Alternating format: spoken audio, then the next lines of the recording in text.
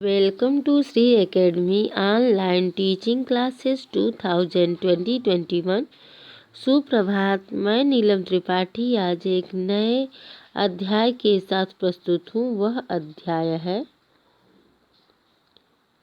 अतजल पाठ का प्रश्नोत्तर।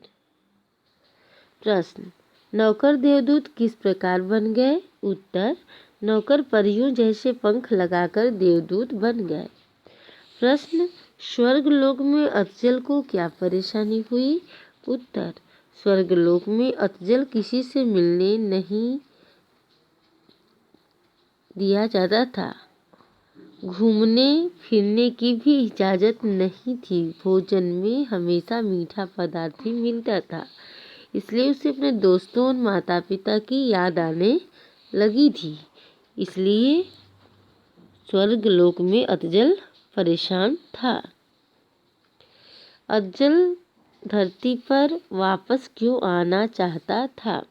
प्रश्न उत्तर, परियों की कहानी में जैसा वह सुना था वैसा स्वर्ग नहीं था। वहाँ पर सभी चीज़ें मीठी मिलती थी, जिससे वह ऊब गया था। उसे अपने माता पिता की याद भी सताने लगी थी, दोस्तों की भी याद आ रही थी, इसलिए वह धरती पर वापस आना चाहता था।